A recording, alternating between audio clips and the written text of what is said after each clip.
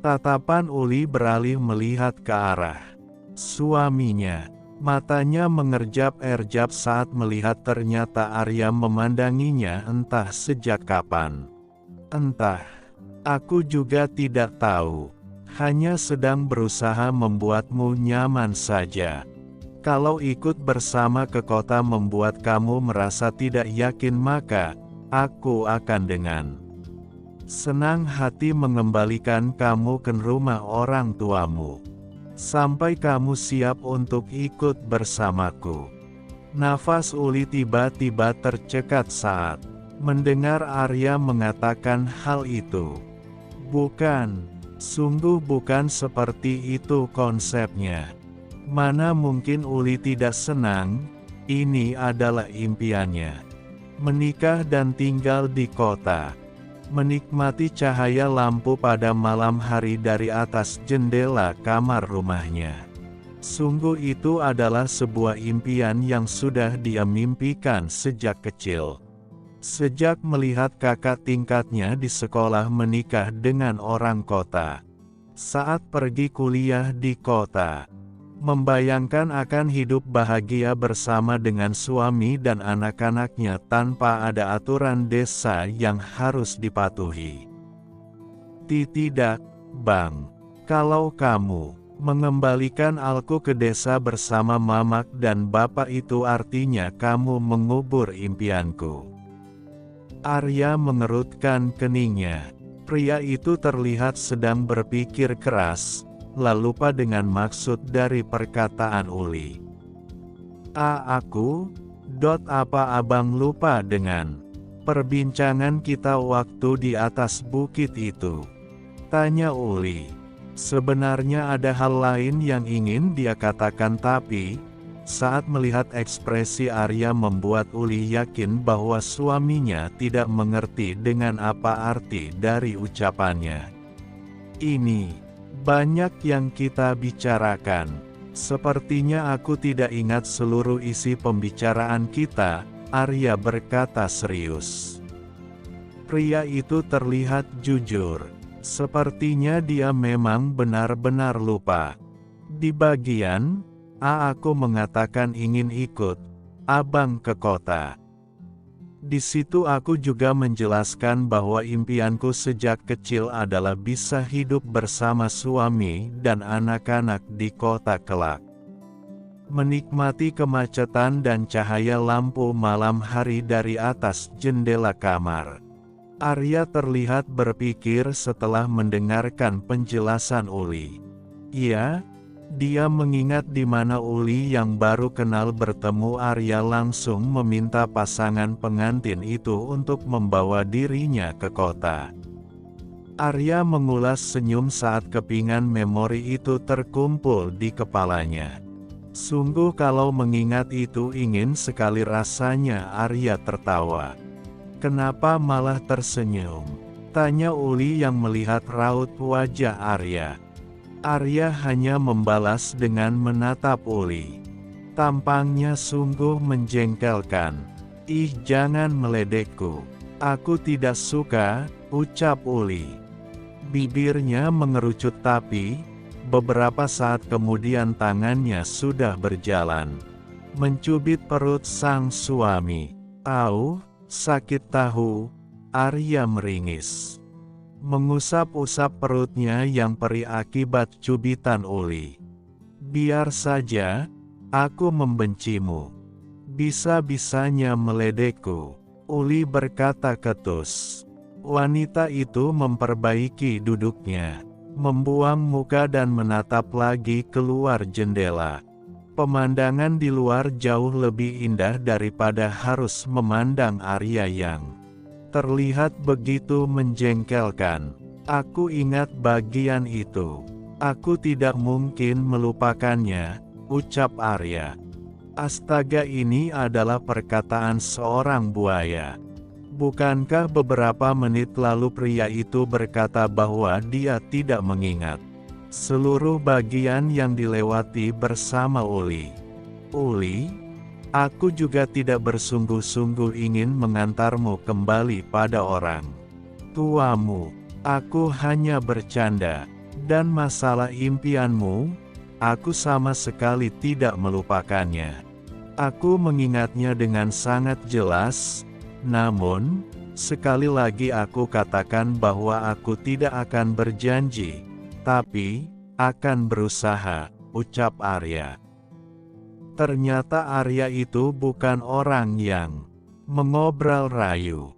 Tanpa sadar bibir Uli mengukir senyum. Wanita mana yang tidak akan tersenyum dan merona saat suaminya mengatakan hal seperti itu? Kedua supir yang berada di depan mereka saja sampai ingin tertawa, meski mereka merasakan bahagia dengan apa yang dialami Arya. Bos mereka sudah mendapatkan pujaan hati. Perjalanan panjang baru saja dimulai. Sudah memakan waktu kira-kira hampir 2 jam berlalu saat kali pertama mereka meninggalkan desa tempat Uli dilahirkan. Tiba-tiba perut Arya berbunyi, disusul oleh suara dari dalam perut Uli. Pasangan suami, istri itu sepertinya sudah sangat lapar. Jelas saja sebab saat tadi Arya tidak makan siang Uli juga melakukan hal yang sama. Entah mengapa nafsu makan wanita itu tiba-tiba menghilang saat akan berangkat tadi. Membuat Mamak menyiapkan bekal untuk mereka berdua. Ada ayam goreng kalasan, sambal hijau andaliman, ikan nila bakar dan beberapa jenis sayuran yang direbus. Saat suara perut mereka bersahutan keduanya kompak saling pandang satu sama lain.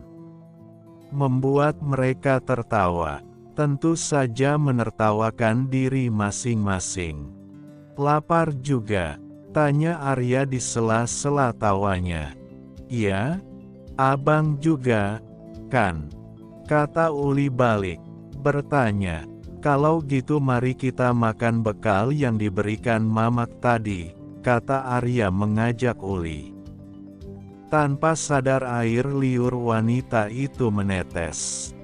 Bayangan akan kelezatan ikan bakar dan ayam kalasan yang dipadu-padankan dengan sambal andaliman dan nasi sungguh menggugah selera bagi Uli. Maaf, ucap Uli terbata-bata sambil mengelap liurnya yang menetes dengan telapak tangannya. Tidak masalah. Aku tahu ini adalah sebuah makanan yang mampu menggugah selera siapa saja. Bahkan aku yang baru pertama kali menyicipinya kemarin, langsung jatuh hati pada makanan ini. Pria itu pun sama dengan istrinya. Dia sungguh begitu mendambakan makanan yang mampu memanjakan indera perasa. Itu, makanan mewah dengan harga ratusan ribu atau bahkan jutaan yang dibuat oleh tangan seorang profesional chef saja akan kalah dengan rasa masakan ini. Aku tidak pernah bisa menolak untuk makan saat Mamak membuatkan sambal, kata Uli menjelaskan. Jelas sekali bahwa wanita itu tidak terlalu menyukai lauknya. Dia hanya suka pada sambal hasil buatan tangan Mamaknya. Ya, kamu benar. Ada sebuah rasa istimewa yang terdapat di dalam sambal itu. Hampir mirip seperti merica pada umumnya tapi, rasanya mampu menimbulkan warna baru di dalam mulutku.